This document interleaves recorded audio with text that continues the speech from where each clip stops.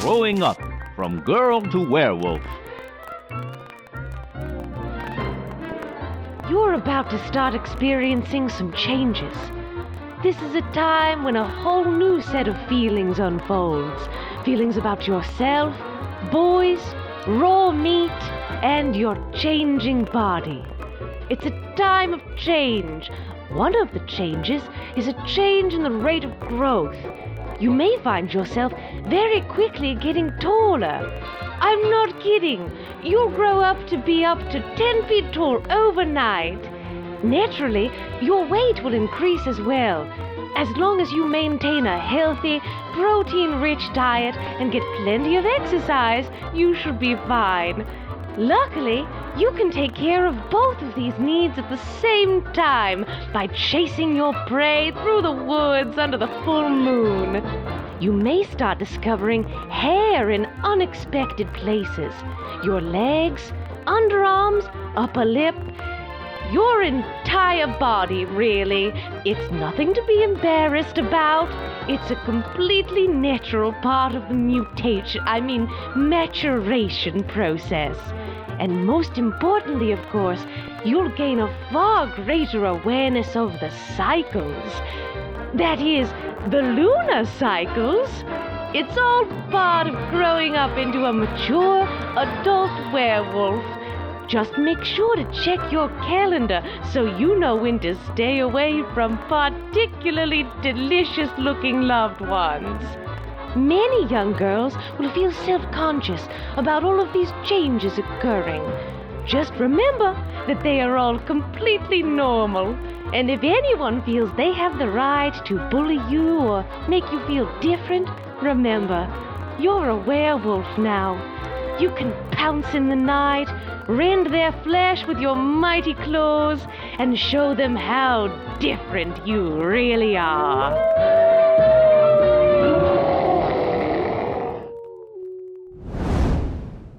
Hey Dungeoneers, thanks so much for joining us for another episode of the Strahdcast. If you like what we do here, remember to follow us on YouTube or subscribe via your favorite podcast app to get notified every time we release new episodes. Thanks again, and take your listen with advantage.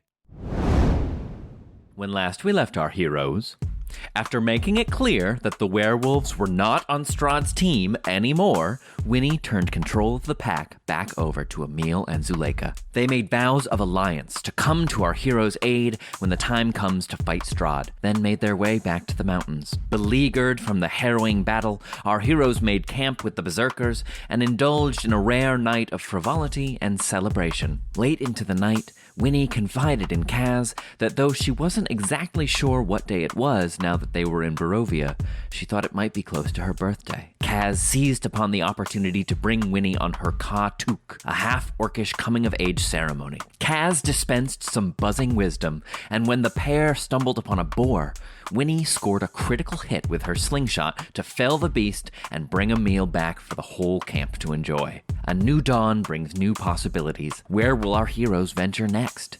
Find out now on the Strahdcast. Close your eyes. Take a deep breath. Shuffle off this mortal coil and transport yourselves to the far, foggy realm of Barovia. I want to zoom out to that moment where Drogar was at the edge of the forest and sees Winnie. You slingshotted, right? Yeah. Slingshot this boar and it just dies. And I just imagine he's like, and then he like grabs onto a branch and he's just kind of looking and he sees it all happen and he sees you with Kaz. And there's almost like this weight that just kind of leaves him and he just kind of like, And he turns and he'll walk back to his tent. And I think Dimitri is still kind of posted up there a little bit. Uh-huh. And so he kind of goes over to Dimitri and he goes, do you care for a pipe? A pipe? If you don't have one, I have an extra. He'll reach into his kind of pocket and he pulls out this finely carved wooden pipe. And he'll hand that to you. And then he'll take out kind of like a white, it looks like a bone, like it's carved at a bone, but really intricately kind of chiseled out like an old ivory pipe. And he'll like pull out this little tin, and he'll just kind of like pack one, and then he'll be like, give me that. And then he'll just go, and like a little bit of spark will light his. And then he does this interesting trick where he flips Dimitri's pipe on top of his, and he just goes, and he blows in, and some of the sparks go into the top of Dimitri's, and it lights his. And he goes, Now you want to take several puffs. Don't inhale. Just puff into the mouth, and you'll taste a very robust and pleasant taste. You don't take some getting used to. But he holds it delicately in his long fingers and kind of looks at it appraisingly, kind of, turning it around and inspecting it from all directions. And he kind of falls quiet for a moment. His face falls into a quiet contemplation. And after a breath, he says, my uncle used to smoke a pipe. Oh, I knew it. Mostly because my grandfather hated it. He used to say, breathe plants. What's next? You gonna fuck a rock? That does sound unpleasant, but I think I can understand where he's coming. My grandfather is an unpleasant man. In the world where I come from, there's something called death spice, and when you smoke it, it ultimately leads to a quick and unpleasant death. Goodness. And I think that... Can we get some for Strahd to suck on? Well, if I had it here, I would give it to him promptly. But I think that perhaps your grandfather had a fear that maybe this would have the same turnabout as, say, this death spice. But what I've learned over the years is that sometimes you just need to puff on a pipe and breathe. And I am going to do precisely that. And if you'd like to join me, you're more than welcome to. I feel I have much to learn from you, wise master. Dimitri, although it is true that I've forgotten more than you will ever learn, I will be long gone when you master your arts. And what I teach you in the next couple of days or weeks or months or however long I'm here, I teach you so that you may pass it on to somebody that was once like you. and he kind of gives him like a big old dragon wink. It feels like yesterday I was trying to convince you not to cast Thunderbolt at the devil by yourself. And yet, here you are, leading the entire village of Vallaki to its freedom. Do you know, this is the first time in my life, since meeting all of you, Irina, reconnecting with my family. For the first time in my life, I feel like I have a future. Hopelessness, it turns you into a revenant. People need something to live for. Hope, faith, love, virtue, vigor. Yeah, these are all qualities that you have, my boy. You know, I was once as corrupt as Strahd. I was once dark and evil. Truly. I knew not who I was. I was lost. And it was early in my life's journey. It seemed I was in a dark wood. It seemed like branches were stuck in my mind with thorns. They dug in, and no matter how hard I tried, I couldn't pull the thorns out. Until I was met by 3 dear, dear friends of mine. And they pulled me, kicking and screaming, out of that dark forest. And it is because of them that I continue to fight, and the hope that those that I influence will be as beautiful and brilliant as they were. And I see a lot of one of them in you. Thank you, Drogar. I think you have changed the lives of people in this valley. That's real power. Strahd's gets built on lies, intimidation, and violence. These are not fertile grounds on which you can build something. What you do, what all of you do, you give people something to live for. That is a powerful thing. The most brilliant thing about that, Dimitri, is that we've simply shown you what was in front of you the whole time. We just shone a light on it again. The answer is always right in front of you, I suppose. It's just a trick of knowing where to look. Brilliant, my boy. Brilliant. Well, go on. Smoke the pipe. Don't let the embers go out. Come yes, on of now. course. I told you not to inhale. I wasn't ready. That's so right. And he gives him like a big. I'll work on it. That's all right. That's all right. Keep it in your cheeks. Watch. Like this. And he'll take a big. You'll see like his. It's almost like his lizard cheeks like. So it fills out, and he just goes. And you see what flows out is like this thing that you've never seen before, Dimitri. It looks like a ship, but it's not a ship. It's in the clouds. It has like propellers on it. Whoa. And it's moving like upward, like you would only compare it to a bird flying through the air. Mm-hmm. And it's this smoke formation that he's like making as it goes through the air. I got you. Well, now that will take many, many years for you to master something like that. But you get the idea. You keep it in the cheeks, and then I'll work on it. Yes, very good. And while Drogar is doing that with Dimitri, Drogar will be ritually casting something. Oh, what? We'll find out.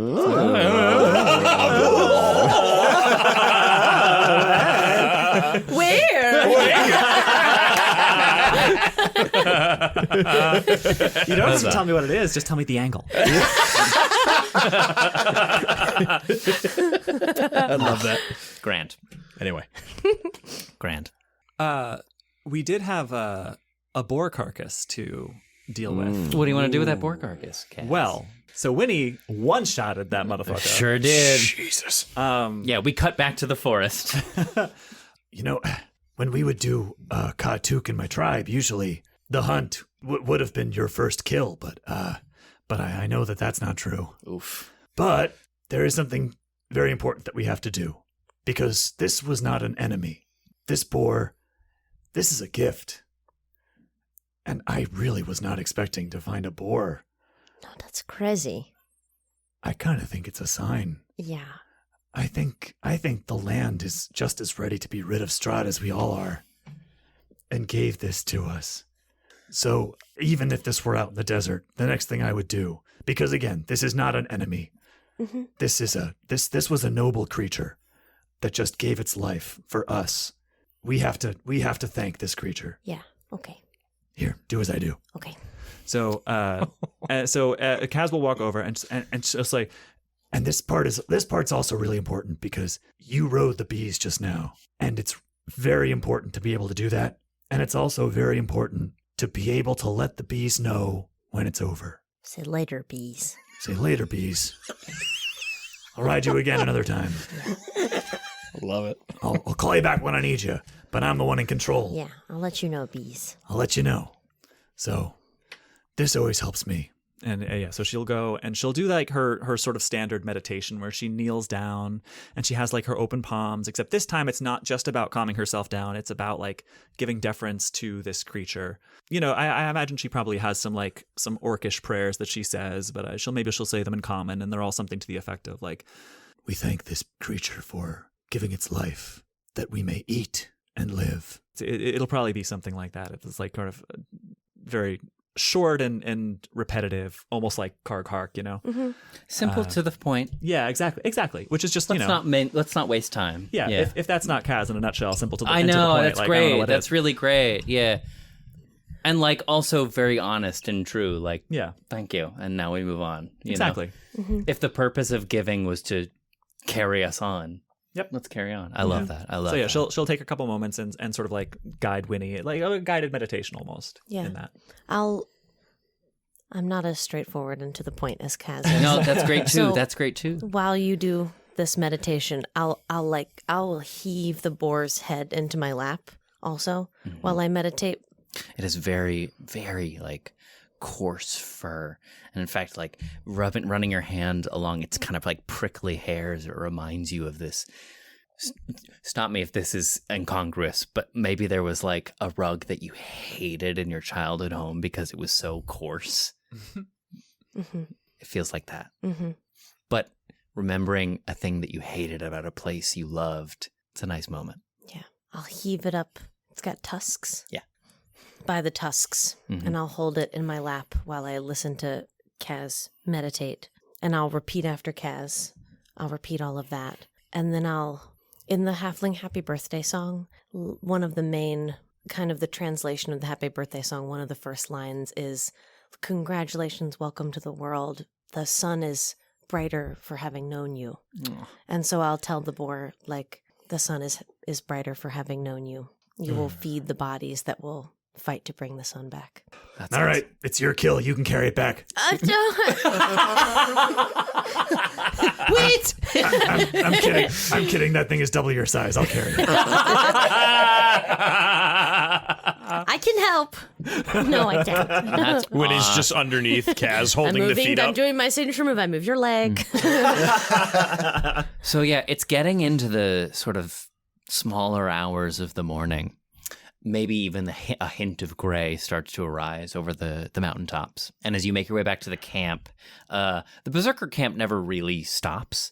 There's people doing things all throughout the evening. Either, during the daytime, it's very active. And at night, there's still a lot of camaraderie, guards at their posts. And it just never quite stops at the Berserker camp. They're very lively people. I love that. Yeah. I would thrive there. Yeah. I never want the night to turn off. Yeah. They kind of sleep in shifts, the Berserkers do. Mm-hmm. Right. It's like living in New York. Exactly. Exactly. Except more out of a need to protect yourself than nobody ever shutting up. Fair.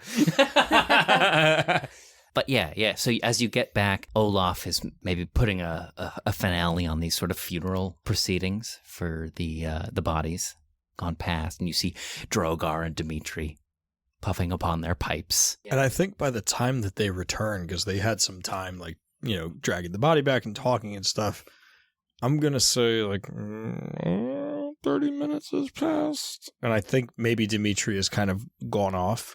Sure. And maybe it's just Drogar now kind of sitting out front, waiting for them to kind of come back up. Yeah, so you come across Drogar, maybe at the outskirts of camp, as you come across Kaz with the boar slung across your shoulders and Winnie in tow. We brought breakfast. You've been busy. Winnie's a woman now.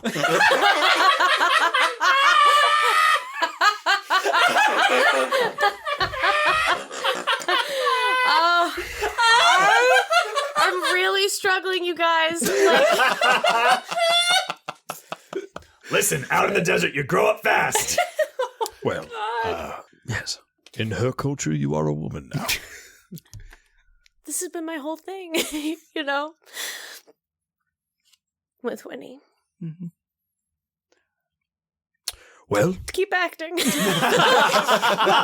think that probably hits Winnie just as hard as it hits you. And I think Kaz will probably take that in, and just for a moment, that'll sort of have her taken aback, because I think in her tribe it was like this. Everyone was so excited for their Katuk and yes, I'm a grown up now. Yes, and I think for the first time she kind of realizes holy shit, growing up is a big deal, and it's hard. And I think she'll sort of give you just a little squeeze on the shoulder and just it's just a tradition, but really growing up is up to you.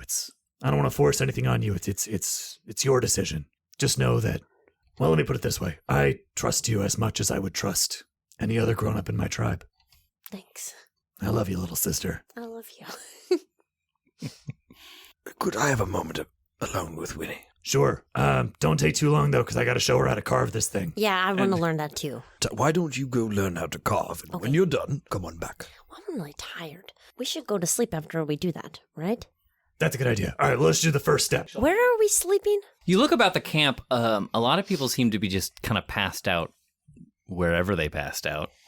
It's kind of a free-for-all. You had, tents. I imagine there are tents set aside for you specifically. Well, I claimed this tent at the beginning of the night. Can I sleep in I'm going to go do this, and then I'll meet you at the tent. Well, we'll just do the first step. The first part is you hang it up by the hind legs, and you should do this part. This is kind of important. You have to let all the blood out. Oh, gosh. Okay.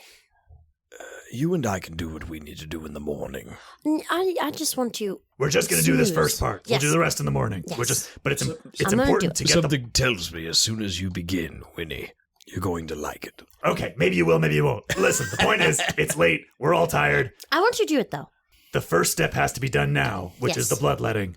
And then the rest of it can happen when you're ready. Okay, show me the bloodletting. All right. And so, yeah, Kaz will set about to we'll have if there's not already a little structure to sort of hang it from. There's plenty, yeah. There's plenty of racks. Then we'll hang it from the racks. Yeah. And in fact, there are already there's a section of camp that already has like wolf carcasses hanging from perfect. it. Yeah, so, I imagine there would be. So so we'll put the boar up right next to it, and Kaz will find a dagger somewhere. She'll pull one off the nearest dozing berserker and hand it to Winnie, and just cut from that artery to that vein.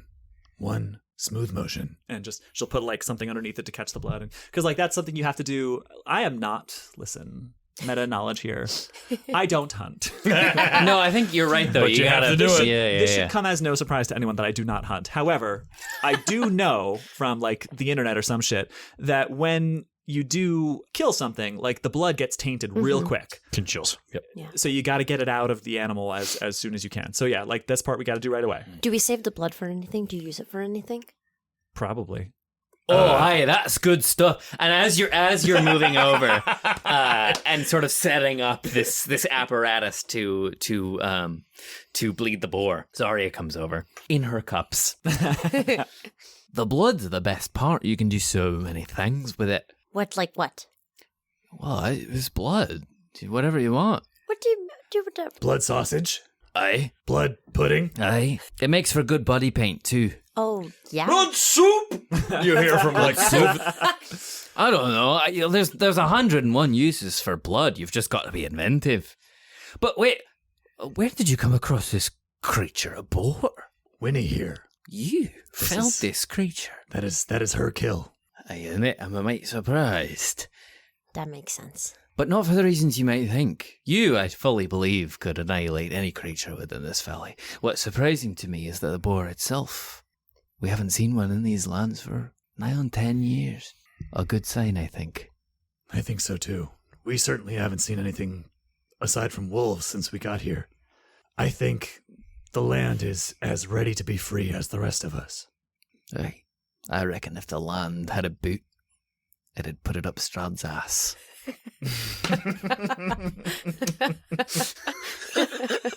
gold. Well, the land doesn't, but it seems to have some faith in us, which might be just as good. Let's be the boot.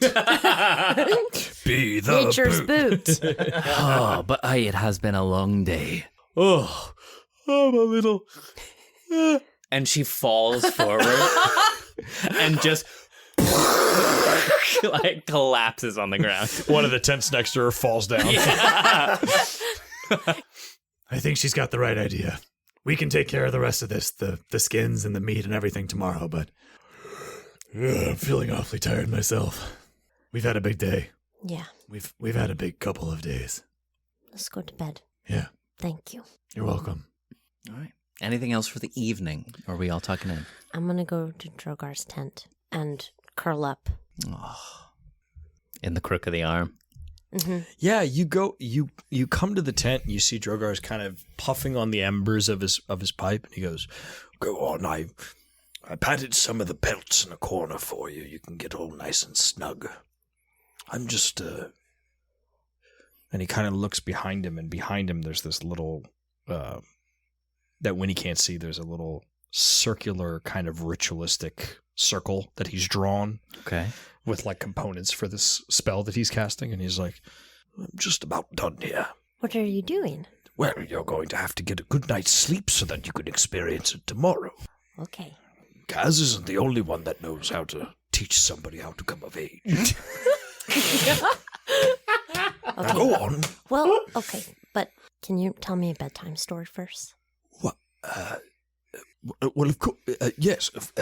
I'm sorry, I know it's been a really long day, and I know I'm like a grown-up now, but, before you can say anything else, he just picks you up. Yeah. And just kind of I like, just curl up like a baby. Yeah. And he's Drogar's kind of like, oh, thank God.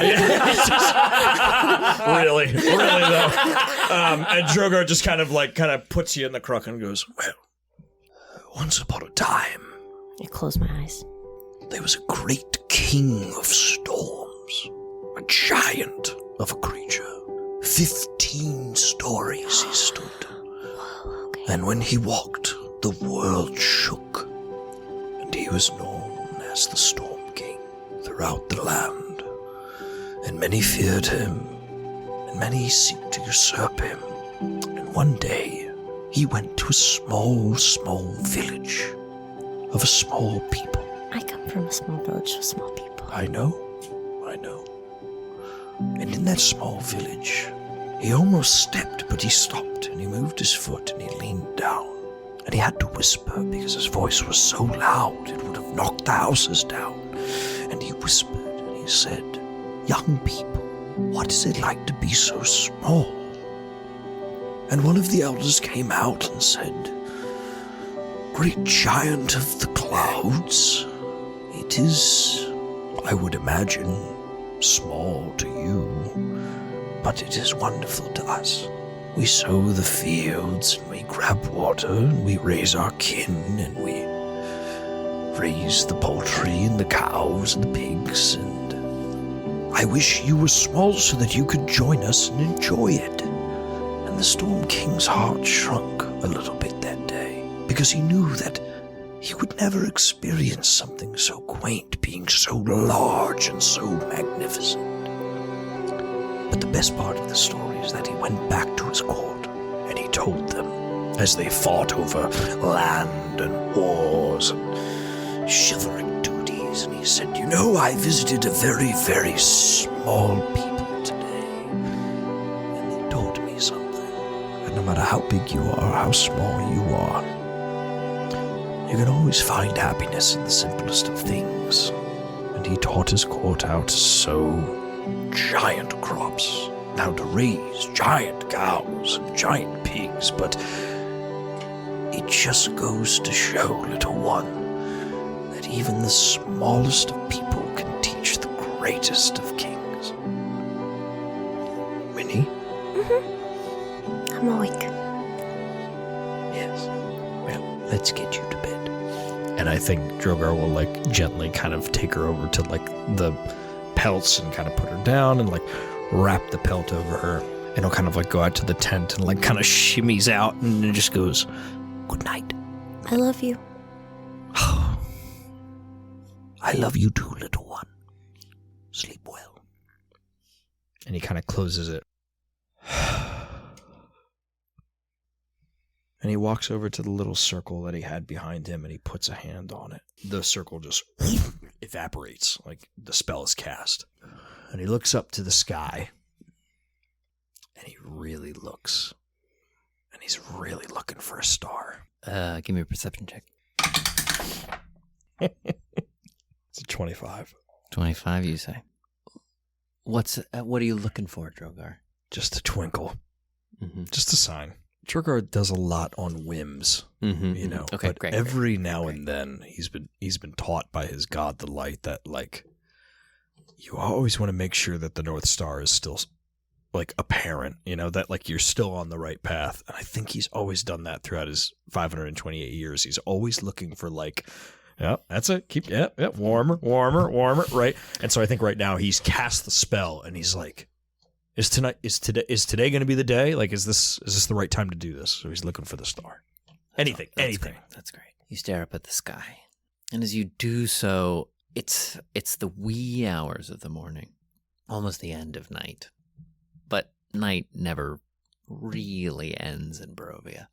And as you stare up at the sky, looking for the sort of twinkling of anything, at first you look up and you see nothing but the obscured canopy of fog that you've become accustomed to. But you keep looking, whereas in your early days here, you may have turned away in despair. And as you continue to look, slowly, the veil of fog remains, but you can make out pinpricks within it as you stare and you stare and you stare, and your eyes become more adjusted. At first, what breaks through is not a star, but a planet, brightest in the night sky.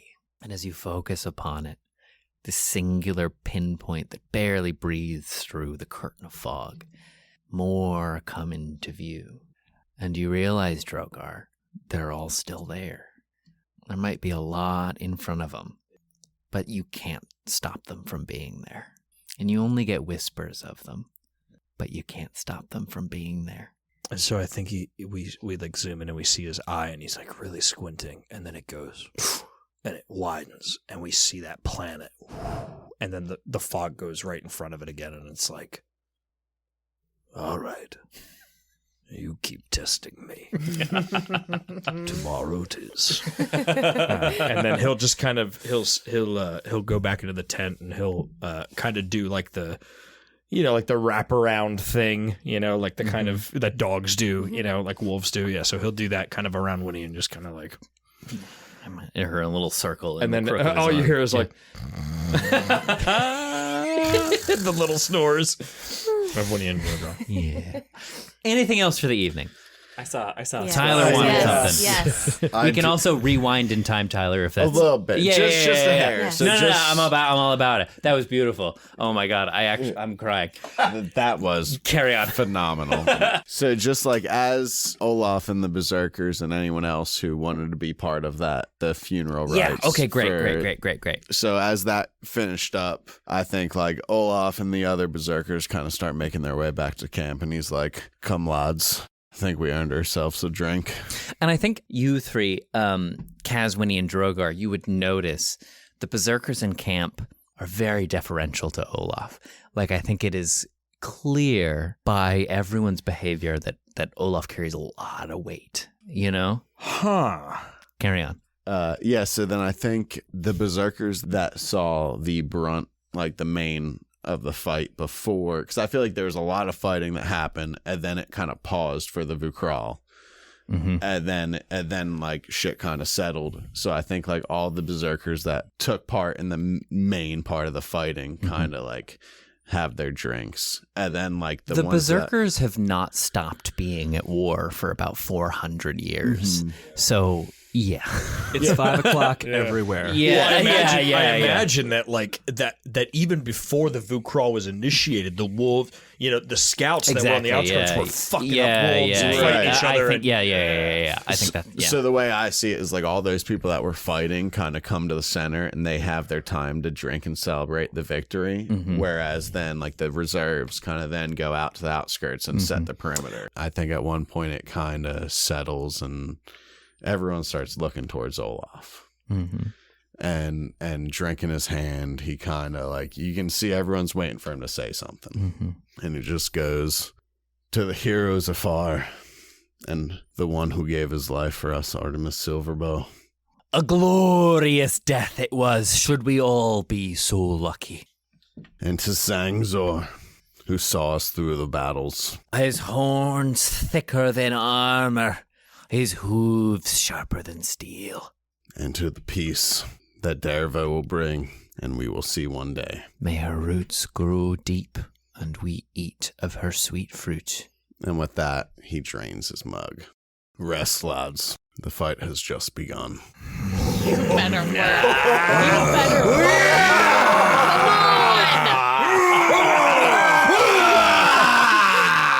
And with that, Olaf makes his exit early, and the rest of them continue. And then they all start fucking wrestling. They're like, And the thought behind Olaf leaving early too is he wants to set the example. As he celebrates with his men, but then he's the first one up on watch. That's awesome. Okay, all right, yeah, That's fucking incredible. awesome. I gotta tell you guys something. The easiest thing in the world is being the leader of a tribe that already is doing everything fucking right.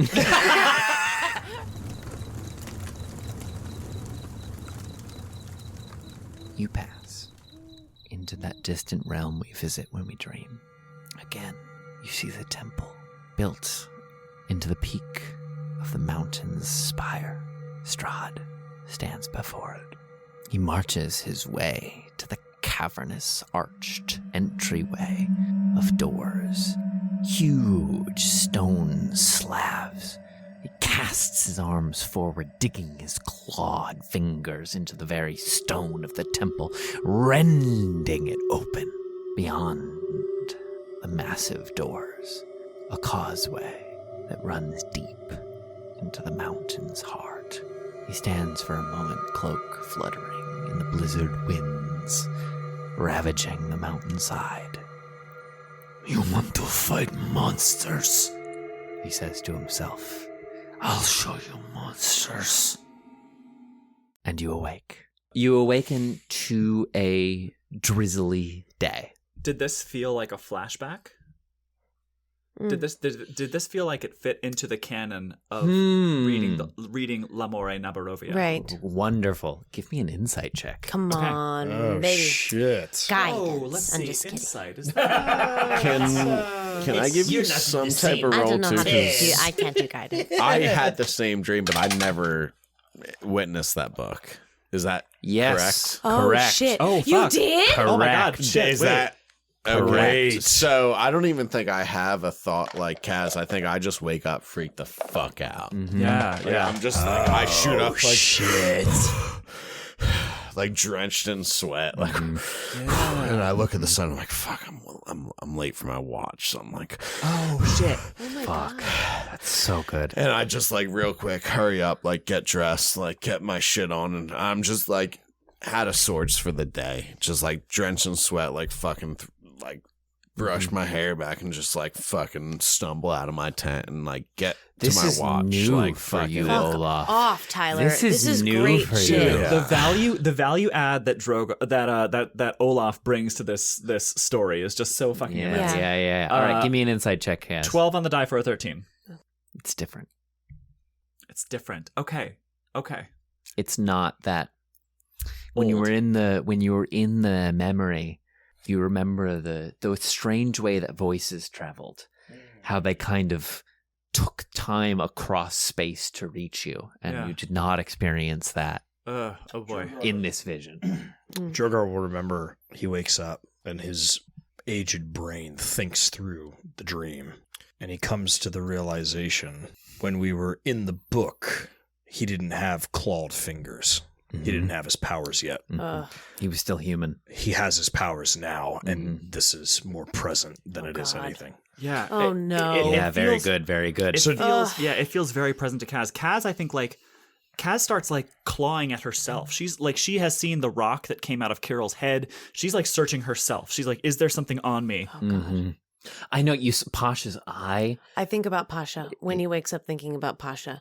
And she thinks about that, and she thinks about the amber. Something about the amber. He saw the amber in the basement of Dimitri's tower, and just for everyone listening at home, a quick reminder, when you went to Dimitri's tower, there was sort of the amber golems outside, and in the basement you found these huge slabs, and Pasha was like, I remember these, but I don't remember why. And it seemed like he didn't like them. No, he wanted to leave. He got pretty spooked. Yeah. And what you all notice is Skogr Olaf has doubled the watch. And he's like running around like just shouting orders, and you don't really know why. Like nothing's happening for the watch to be more tense or anything. It's just, but everything's a little more tense. Drogar will wake so up. good. Winnie, are you awake? Mm-hmm. He sits up, and I think I imagine like the cinematic universe of this, like the camera's facing both of us lying down, and we both go up at the same time. Yeah, and it's like great, big, great, tall, great, like small. great. So Big it and like small. focuses in at Winnie Tall first, and and then small. it pans up, and it shows Drogar, and he's like, he looks down at Winnie, and he goes, "Are you ready to begin?" Begin what? Precisely. And he stands up, and he walks to the entrance of the tent, and he puts his hand out to you. I run up and I make sure that I get my shoes on, and I put my socks and my shoes on, and I put on my bag, and I put on all my things, and then I run up and grab your hand. Here we go. And he grabs her, and we walk out into the rain, right? It's sort of like spitting. Pitter-patter. It's almost kind of like, Spitting. yeah, it's raining in that way where you walk out and you don't really feel wet. Yeah. You know what I It's mean? just spitting a little bit. It's like mist. So we, Yeah, it's misting. If you look at a source of light, you see like lines moving diagonally. Yeah, exactly. is there a training area? Like, is there like posts? There's and like a dirt kinda there's an area? arena where Kaz Fought Kaz fought Yeah. Zarya. Also, yeah. where we had weapon day. Yeah, demonstration. We demonstration shot day. at the training dummies. Yeah. So Winnie will. So I'll pull Winnie into the training area. I'll be like, "Come," and then I'll kind of give a yell, and I'll be like, "Gather round!" to anybody who's willing to hear. And Drogar will take off his cloak, and he kind of puts his shield and his mace down, and he kind of starts doing these like calisthenics. I start just doing your calisthenics also. Also, I am doing calisthenics. And he finishes his stretches, and you see that he stands a little bit tall, and he walks and he takes a knee by you, and he goes, "Not so long ago, I attempted to teach an individual a spell, and it did not work. But I think you are ready, and that is what we are going to do today." And Drogar will take a step back. Mm-hmm. And for flavor purposes, he puts his hands up to the sky, and he casts the spell Ceremony. And he casts... this is Xanathar's Guide, page 151. Ceremony. Everyone Ned turn to came your with Xanathar's fucking- Guide, page 151. Ned came with Open what do you your call it? An hymnals. essay when you Hymnals. To page 151. Ned came with citations. Ned wrote a bibliography. But again, coming of age, you touch one humanoid who is a young adult. And for the next 24 hours, whenever the target makes an ability check, it can roll a d4 and add the number rolled to the ability check. A creature can benefit from this right only once. This is what I would like to do, DM. Mm-hmm. I would like to cast this spell in an attempt to teach Winnie how to cast Shield of Faith. And I will give whatever you need me to do, whatever it is. It is a first level clerical spell. It is not in her spell list. I will tell you something. For truesies, it is in my spell list. It is. It's big. No. It's great. It's great. It And doesn't we can matter. do whatever you want. No, it's perfect. Why Shield of Faith? Yeah. Because when I'm no longer here, she needs the ability to defend herself. Okay. Even if I can't offer a shield. All right, Winnie, roll me a wisdom saving throw and add that d4. Okay. All right. That's only an 11 total. Wait, you said what? Add that d4. A wisdom what? Wisdom saving throw. Never mind. I'm great. Psych. That's a 19. Oh, fuck yeah. Drogar goes, "Great!" and goes, and a guiding bolt, like a light one, flies out. And I imagine when he's like, "Wah!" and like fucking jumps out of the way. Splat on the ground. Right. And he's like, no, stand up. Come on now. Trial by fire. I'm Let's learning go. so many things. I know. But you're going to be great. Let's try again. And he like, it's almost like underhanding a softball. It's a guiding bolt, but it's like, it flies up and you can see the projection of its arc. You're tracing it. You're stepping out of the way. Mm-hmm. And at the last minute, as he throws a lobbing one, he goes, and he throws a second one, and it's going right for your chest. Oh, Jesus. Oh, God. Both of you roll a wisdom saving throw and add that d4. That's a 16. 22. Winnie, roll a d4. 4. You can cast Shield of Faith 4 times without expending a spell.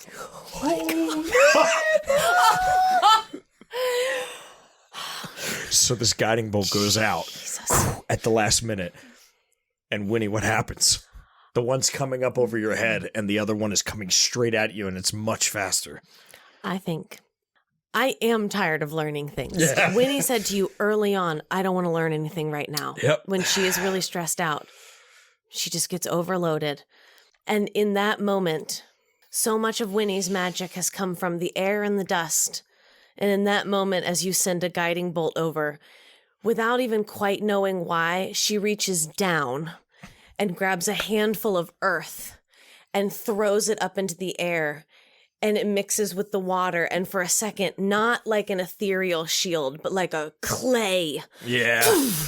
In front of her, the earth mixes with the water and it deflects for a second. And it just then it dissipates. crumbles and it's gone. It does not hold. Mm-hmm. But something about it feels more tangible than dust. And at that moment, Drogar sees that, and he gets excited, and he turns around. And are there people watching?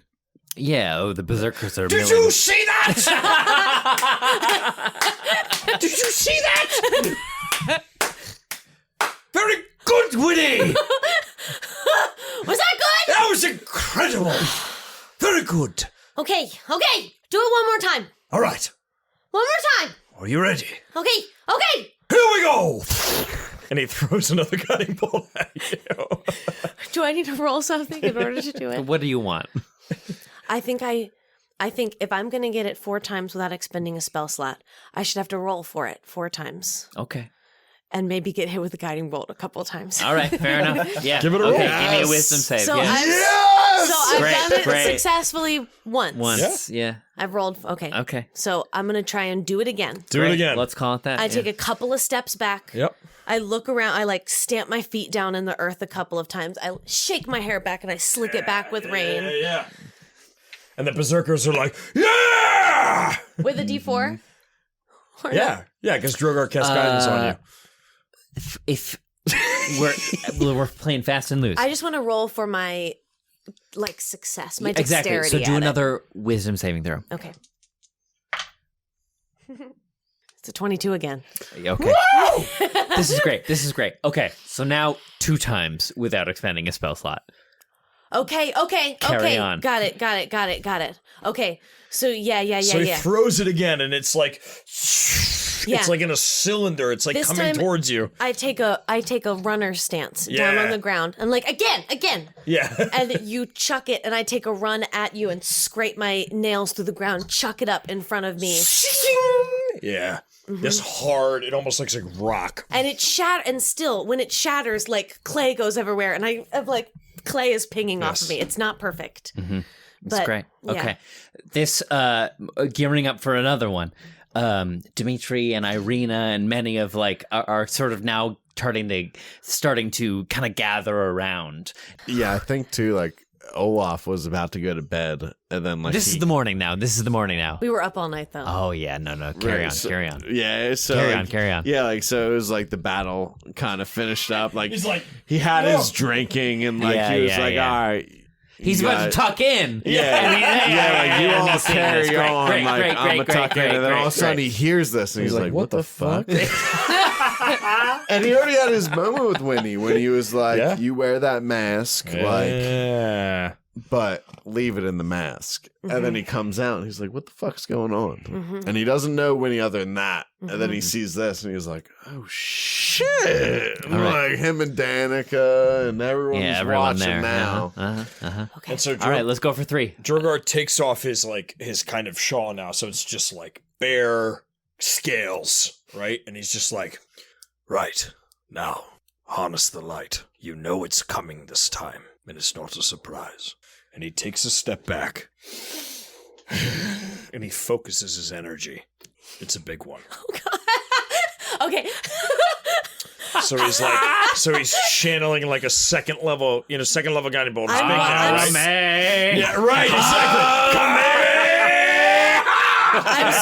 Okay, I see you squaring up. Yeah. And I'm going to square up, and now this time I'm going to see if I can control it. Yeah, very So good. as I see you squaring up, I'm going to scramble and dig up some mud. Yes. I'm going to dig it up and I'm going to hold it in my hand and see if I can control it and hold it. I'll kame your hameha. Fire away. And Winnie. it comes a little bit faster this time. I throw it and try and shape it and hold it. Wisdom saving throw. Add that D4. God. We just make it. I love this! We just make it work with the goons. We just let what happens. I fucking love this! Come on, baby. Oh my god, Winnie's growing up so fast. I'm going to get hit with a guiding bolt. It's a 14 this time. That's pretty good. 14. suck. It's you get overwhelmed with your own success, Winnie. And this time when you go to do it, you do too much, I think. I try to control it too much. Exactly. Yeah. Exactly. Yeah. It's not the faith. I'm trying to mold it. Yeah. Yeah. And it kind of blasts and Drogar roll damage. I'm splattered with mud now. I get that's it. You hit me with a guiding bolt, and also all the mud that I've thrown in the air, Yeah, just Yeah, hard yeah. mud. Yeah. All right. That's 4d6 if I do recall. Roll low. Dad. Drogar, come to it. and that's roll damage. Do 2d6 because it's like a Non-lethal? training Can I- exercise. Well, I can do 46 and- 4d6. All right, roll 46. Can I do 46 roll, non-lethal? roll 46. You're not 46 can't kill her. I don't No, think. you're fine. Olaf takes a shot at Drogar when he sees this. Oh, you're in luck. You're in luck. 8 points of damage. Okay. Hey. Yeah.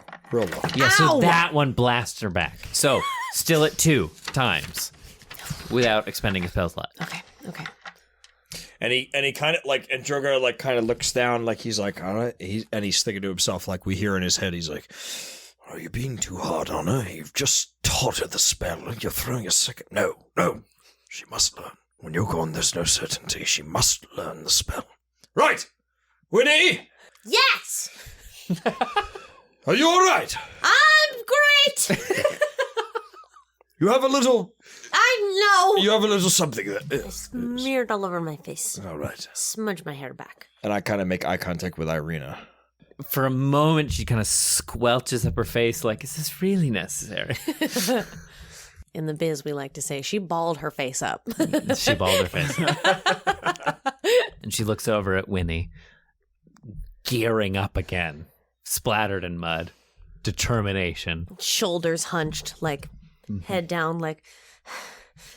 She looks back at Drogar. She shakes her head. One more. And Winnie throws her head back and lets rain wash all the mud off of her face for a second. Great. And stands there for a second. And she thinks about riding the bees. Mm-hmm. Just a little bit.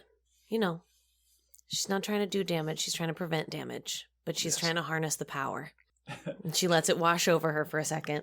I think when you got hit, the time you got hit, Kaz like tiredly walked out of the tent, holding the Berserker equivalent of a cup of coffee, going, weren't riding the bees. Weren't riding the bees. What a schmuck. He All right. walks off and gets another cup of coffee. Send that last one. Winnie starts to hear violin music in her head. Yeah. Fuck yeah. And Drogar just says under his breath, "Believe." And he shoots it out. 19. Yes. Yeah. Uh-huh. Nice. How's it happen, Winnie? So he just goes, and he shoots this guiding bolt that you've seen many times before destroy undead and all sorts of fiends and demons, and it just comes beelining right for you. At the very last minute, I lean my head back from the rain, and with the rain dripping down my face, suddenly, right in front of me, the rain clears. Yeah. And I throw both arms out in front of me, and a wall of mud. Yes. And it smashes the mud, and it goes flying, but it is this time like Winnie height from the earth. Yeah. As the guiding bolt smashes into it. 3 times. Okay. Without a spell slot. Okay. And Drogar just turns around and goes, yes! And Drogar will kind of like mosey on over to you. Kind of like take a knee and like put his arms out like, I reach a stern hand out to you first. he puts a finger in. I shake your big finger. Yeah! Oh my god. And then I jump in and I give you a hug. And Drogar just like swings her around in the rain and is like, "Oh, I'm so proud of you, little one.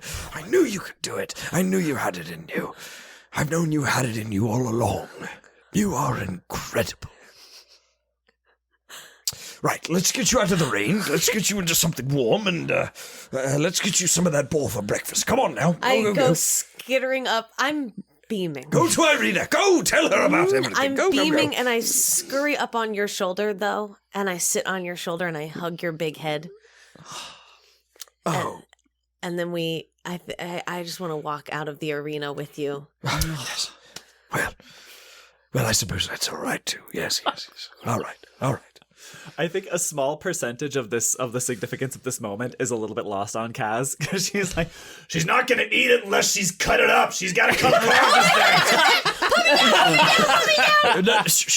there. Right. I'll take us there. Okay, take me to Kaz. Come on, I have to cut things up. Kaz, get the knives! We can't have breakfast until I learn this also. Me and Winnie will, and I think Drogar will it's like kind of rough scale. So like Drogar will like take his cloak and kind of like his cape and like kind of throw it over Winnie to guide her to protect her from like the rainfall. It's a little heavier now. And he'll be like, "Olaf!"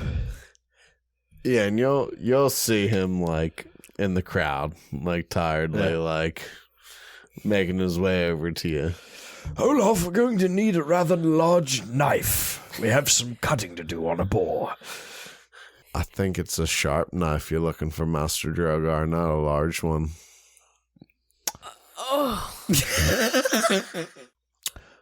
I couldn't have said it better myself. You're correct. Yes. I am looking for a small and sharp knife. Yeah, we got them around. I'll have the lads chop it up if you want. I gotta do it. I'm gonna do it. I'll have the lads work with Winnie and chop it up if you want. I got it. I'll have the lads give Kaz the knife to help Winnie chop it up if you want. Perfect. Thanks, Olaf. Yes, I think that's exactly what we were looking for. Yes, thank you. Olaf, you may retire now. Go to bed, soldier. As we get to the edge of the arena, and we're having this conversation, Winnie's starting to shiver in the rain a little bit. And I take the cloak that you've wrapped around me, and I say, I gotta go. And I boom, down your arm, and you see Winnie in your cloak run off into the distance in the rain towards It's like dragging Kaz. in the mud. Tiny lady, big cloak, towards Kaz to go and make the breakfast. Oh my god. I can barely handle this session. And Drogar just kind of stands there next to Olaf, and he just kind of puts a hand on Olaf, and he goes, She's going to be okay. Aye, and we'll make it so. Well, I'll be in my tent. and Drogar just kind of like mosey-ons back to his tent. Congrats, Winnie. You all are making all of my dreams come true. It's like, it really is like, All right, you want to help her come of age? Get in line. Yeah. I think I've done at least 2 of my 12 fun things. Kaz will show you like, okay, these are all the cuts. Like this is where, this like first we skin it. This is the meat that we're going to cook. This is the skin that we're going to like tan and make into clothing and whatever. What does this part do? That's, well, And I can only imagine you're pointing to the tusks when you say that. well, that's kind of up to you, but I was thinking maybe the tusks would make a nice addition to that skull mask you have. I think that mask unlocks a lot of power in you. And like I said, in the woods, it's really important for you to have something outside yourself to put your anger into. And that mask is the thing. So, if you're up for it, I think we can really make that mask yours. Yeah, okay. I think that mask could use either some tusks or some horns or something. Yeah, I like it. Okay. Maybe I can have my own tally-ho tusks. I think that's a great Yeah, choice. you can. Hell yeah. And that was one of 25 times I'm going to say, what does this do? 25 times a day without expending a spell slot. You Yes. can ask what you have to do.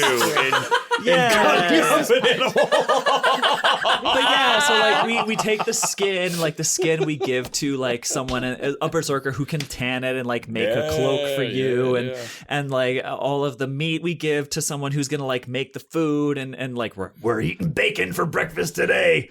yeah, then we finally get down to just like the skull.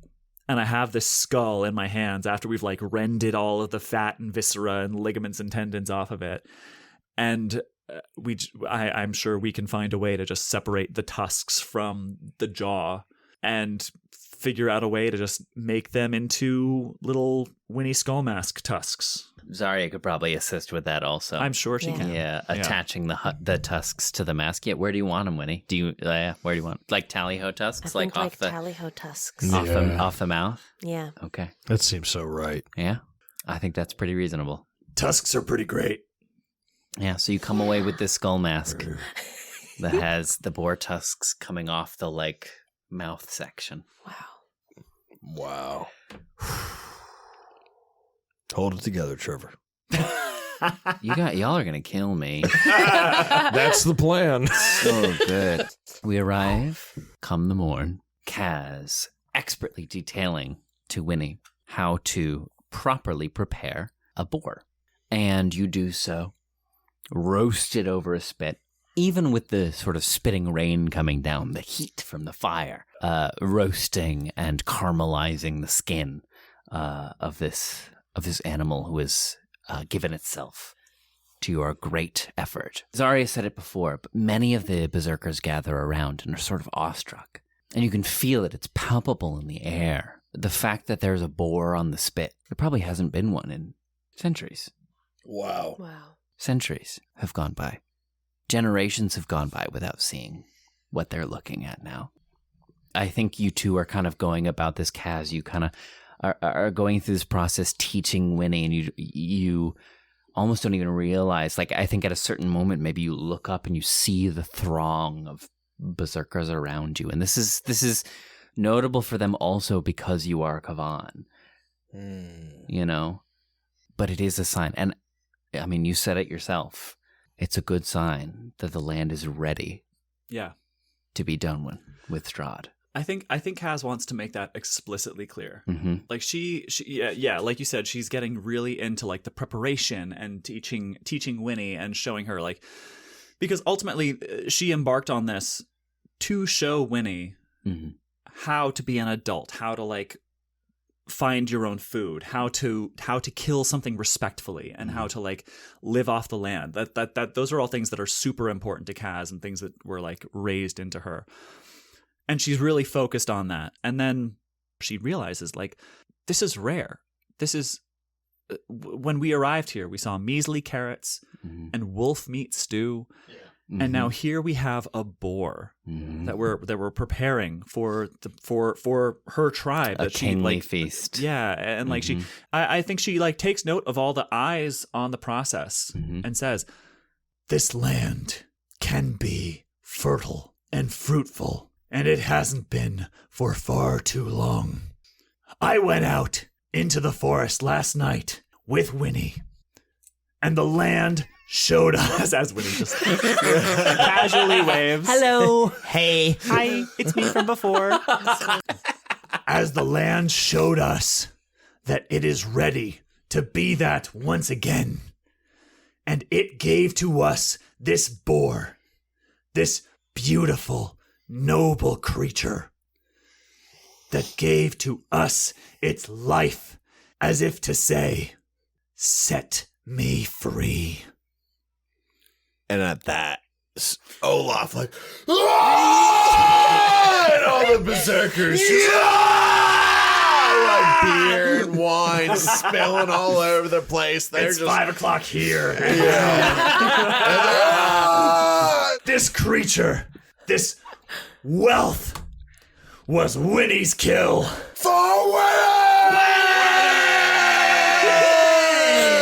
And Drogar under his breath at the very back just goes, "Gah, gah, gah, gah, gah, gah, gah, gah, gah,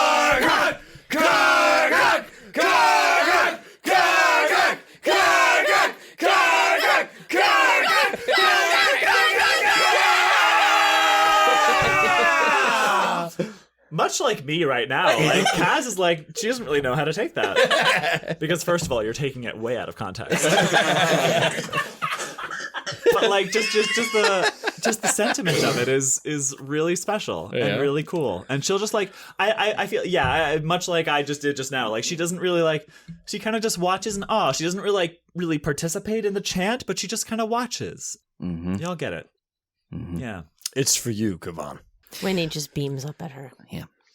Yeah. And then maybe I think we move into like, you know, it's like Everybody's online. Everyone carves the roast beast, right? Yeah. And we pass it around, and I think like everybody gets a little bit. Yeah, I think Kaz will assume the role of doing that. She'll be like the one who sort of doles it out, but I think she wants to make sure that Winnie gets it first. You see a cut of Drogar and and two of the berserkers going, right, all right, this back end is done.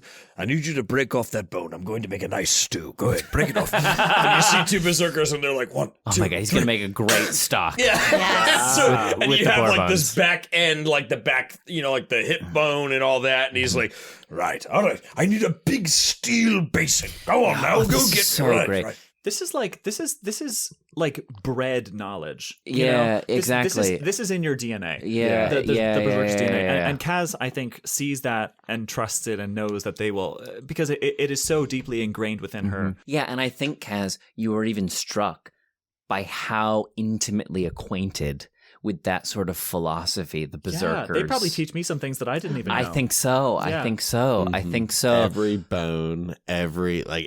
They've lived is for used. 400 years on the fringes of society, Yeah.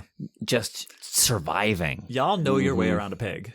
Yeah, and I think too the way I see it is like it's Winnie's kill, so it's like made a point Winnie eats first. Absolutely. As I raise the first, once it's distributed, I'll raise the first one and just say, "Oh, talkin'." Oh, Oh, talking. Oh, talking. And I'll make sure that at the end, a couple of little pin bones are saved for needles and hairpins. great, perfect, great, great, cool. great. We cut to Drogar, and he's like over a big flame, and he's like, "This is going to be the best stock yet." It's going to be incredible. Drogar's making pho. Olaf, I need the parsley now. Go, to the tree line. You see Olaf like getting Coming ready to back with roll into poison bed, ivy. like With poison ivy. You mean this? Anything but that. Yeah. can someone take care of that dragon? Yeah. And then just I like need some sleep. the last of the bones, like sapped of all their flavor and all of the nutrients, just get buried in the mound. Yeah. I think everyone joins in, and I think maybe at a certain point, Dimitri pipes up a little bit, and I think there are these moments where Dimitri is stunned by generosity and by kindness and by, I don't know, just that people can live their life this way in Barovia. Yeah, and he just kind of looks up from his little portion, and he says, I think this is the best outcome for violence I have ever seen. It's not violence, Dimitri. When you are fighting alongside an ally who gives their life to save yours, that's what this creature has done. Death is a boon for love, not an ending. My mother is wiser than I ever could have thought. And as are you, Kasle Othro. I'm failing to make the connection, but I'll take your word for it. If it took you this long to decide that your mother was the wiser. Oh, no, I knew. Okay, I know. You know, Dimitri, Hmm. from where I come from, there are many civilizations and many types of people. And from what I have understood, from stardust we come, and from stardust we shall remain. If that makes any sense to you. Well, I've never seen a star, but I take your meaning. But you shall soon. And from what you see here, from these creatures that you see, and from what you've heard from your mother and your father of the earlier times, the Berserkers, the people of Krezk, they lived off this land, but they honored this land. My mother talked about this. Zenobia. Yes. She is something unto herself. This land is alive, and it suffers the abuses of the devil. Perhaps more so than we do, even. I think she can be counted as our ally in this fight. She has the longest memory. Certainly. It's a very good Winnie. If she weren't our ally, she wouldn't have given us this boar. Only too true. I couldn't have said it better myself, Kaz. Only too true. It is through Zenobia that we have survived thus long. She has given us all the tools and all the things that we need. She is in chains just as we are. Yes. And she is ready for them to be cast off. I think it's about time we break the chains off of Zenobia. Set her free, and then too shall we all be free. This is bigger than all of us. And yet requires all of us. Well, Kaz, Winnie, Olaf, where do we send our arrow next? An excellent question. I had much the same thinking myself, says Zarya as she comes over. Oh, hello, Zarya. Oh, hi. Kaz, act normal. I have no idea what you're talking about. Very good. Zarya! Well done with the boar, by the way. I think everyone is dapper pleased. Dapper, please. Well, we have young Wincelet to thank for it. Aye, indeed. Big things do come in small packages after all. Kaz taught me how to ride the bees. I wager our quiet, unassuming Kasle Othro has much to teach to all of us. Maybe this whole leadership thing suits me more than I know. To that end, what do you intend to do next? And how may your people be of service? Well, We do have one more gem. Yeah, it's with Babalazaga. Berez, you intend to go. Yeah. Zarya, what can you tell us of Berez? After our own great ownership of this land, Berez was the mightiest city within the valley. Those that came after us and settled the lowlands made many cities. Some still last to this day, Blackie, Kresk, and so on. Berez was the mightiest of them all. Was it the first? That I cannot say, but the greatest. Too true. To be sure. And it lies in ruins now. Destroyed when the land itself cut loose from the slopes of Mount Gakis Oh. and buried it whole. Oh, no. Shit. It lies not but ruins now, its denizens not but mud and ghosts. We heard something about scarecrows? Dimitri pipes up. Yes, the servants of Babalazaga. Never has she been an ally to my family. In fact, other than the devil himself, perhaps our most dreaded foe. So she is separate from the devil. She has her connections. She serves him, the same as any manner of devil you have fought. Perhaps even more dangerous than the last. Zarya, Aye? is there reason to believe that perhaps there are answers to what happened with Berez on Mount Gakis? Can he say? It was destroyed Sorry, math. Because I've mapped this all out. Hang on, sorry. Yeah, take your time. Take your time, please. It was 20 years before Death House. Death House was some 30 years ago. 30 years ago is when Berez was destroyed? Aye, indeed. That's really soon. It seems recent. Time has a funny way of flowing in the valley. Oh, yes. Was Babalazaga... She was like one of Strahd's moms, though, right? As the legend goes, Starvonzarovich had two mothers. One gave her life to bring him to the world.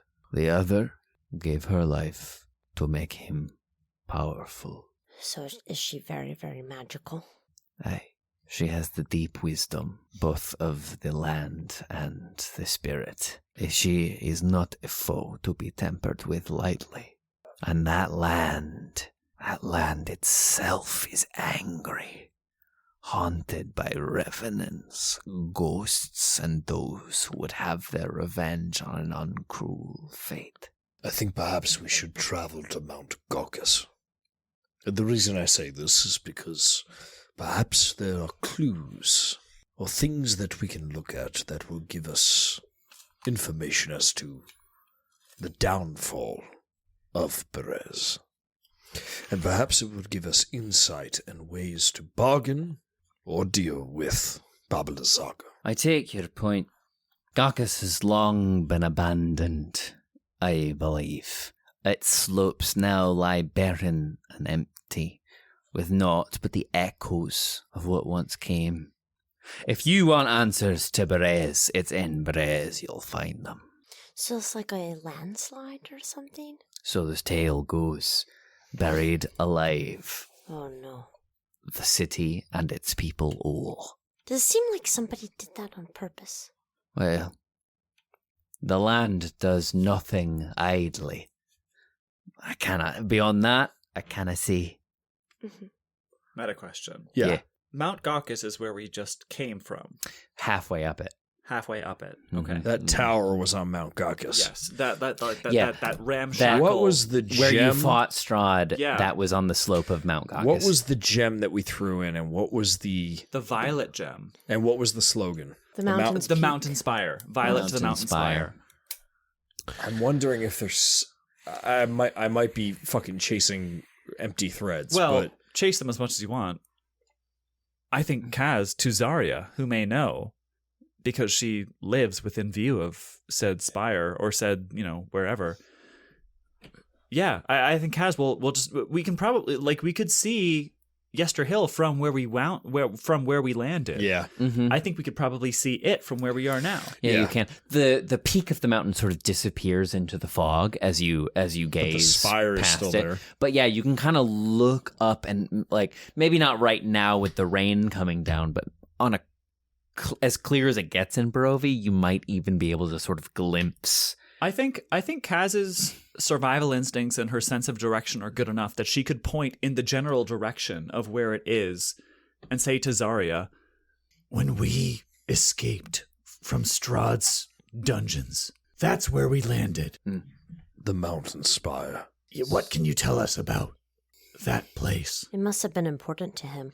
There is something in those mountains, deeper, darker, older than Strahd himself. We saw as much when we visited his memory. Whatever dwells up there, at the peak of that mountain, it is perhaps older and more deadly than the devil himself. Well, that answers our question. That is where the temple is, at the top of Mount Gaucus. Is there somewhere that we could find out more about that? The most I have learned has been from the Abbey. Esmeralda has combed it for years. There are no records left, far as any of us can tell. I think if you want to learn more of the temple, it is to the mountain we must climb. If you want to learn more of Berez, it is the swamps we must navigate. I have one last question, Dimitri. Yes, There once was an old dragon that lived in this valley. Argynvost. Where did he reside? He had to keep the last bastion against Strahd's armies when he was human and entered the valley. I can show you to it. I would very much like to go there. We have, it seems then, 3 destinations set before us. The ruins of Berez, Argynvost Holt, and whatever lies for us at the peak of Mount Gaucus. Well, I've lived 528 years. I can wait a little bit longer for my answers to be answered. I think your answers might give us a lot of information that will be useful. And it might, this is just my gut feeling, but I feel like maybe it won't be as dangerous. So maybe Argynvost Holt first, then Berez, then the mountain. I was going to say Berez first and then Argynvost Holt as a treat. I think mountain last. Definitely mountain last. I have a strong feeling in my heart that, and Olaf, correct me if I'm wrong, from one dragon to another, I have a very good feeling about Argynvost Holt. We should go then. And I think that there is magic there that may help the whole valley, for he once defended the valley. It has to mean something, that he was a big gold dragon and you're a big gold dragon. Well, Winnie, I am but a dragonborn. Dragons live for millennia. If he was here, and he deemed his life expendable for the people of this valley, then he was truly a bastion of good, as you and I are. I cannot fathom The choice he must have made in that moment, after the life he lived to expend himself to help the people in Markovia's rebellion. Then we move to the keep next. My bow is yours. You just point me in the direction you want to go.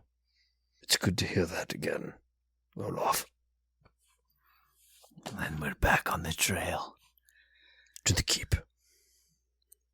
To Argenvostholt. And we'll call it there.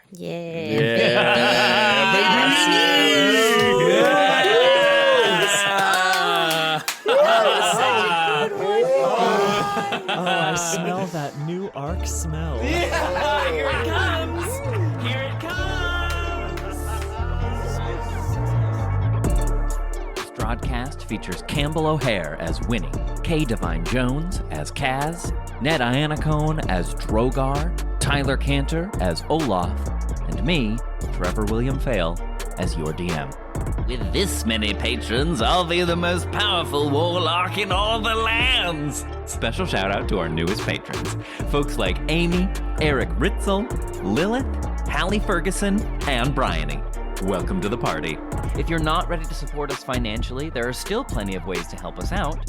You can follow us on TikTok, Twitter, and Instagram at Critical Fail DM, binge Madness and Mercy on our YouTube channel, and join us there every other Sunday at noon Eastern Standard Time when we do live listens of new episodes of the Strahdcast. Or rate and leave us a review wherever you like to listen. Thanks, Dungeoneers, and take your day with advantage.